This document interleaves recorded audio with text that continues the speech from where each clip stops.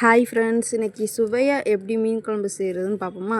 ஒரு கடாய் எடுத்துக்கோங்க. நான் நல்லெண்ணெய், கோல்டு வின்னர் ரெண்டுமே சேர்த்துருக்கேன். உங்கள்கிட்ட நல்லெண்ணெய் இல்லைன்னா பிரச்சனை இல்லை, எப்பயும் போல் சமையல் எண்ணெயை சேர்த்துக்கோங்க. அது கூட நல்லா எண்ணெய் சூடானோன்னா வெந்தயம் போட்டிருக்கேன். வெள்ளைப்பூடை நல்லா நச்சு சேர்த்துருக்கேன். பெரிய வெங்காயம் 2 நான் அரையாக அரைச்சி எடுத்து அதை சேர்த்துருக்கேன். இதுக்கிடையில் மசாலா அரைக்கிறது. தேங்காய் தேவையான அளவு, குழம்பு பொடி இருக்கு இல்லையா, அதையும் குழம்பு பொடி தேவையான அளவு போட்டு அரைச்சி வச்சுக்கோங்க. இப்போ இங்கே நல்லா பச்சை வாசனை போயிடுச்சு. இதோட தக்காளி சேர்த்து 2 பச்சை மிளகா சேர்த்து நல்லா வதக்கி அந்த பச்சை வாசனை போனோன்னே மசாலா, இதில் மல்லித்தூள் 2 ஸ்பூன், மிளகாத்தூள் 2 ஸ்பூன் சேர்த்து நல்லா வதக்கிட்டு அதில் கொஞ்சம் தண்ணி சேர்த்துக்கோங்க. அதில் எண்ணெய் பிரிஞ்சு வரும்போது நம்ம இந்த மசாலா தண்ணியை சேர்த்துருவோம். இதோட நான் புளி தண்ணியும் சேர்த்து கரைச்சி ஊற்றிருக்கேன்.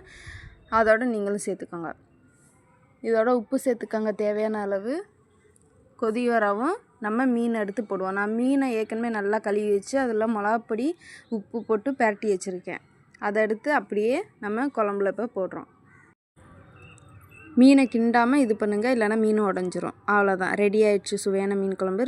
ட்ரை பண்ணி பாருங்கள். தேங்க்யூ ஃபார் வாட்சிங்.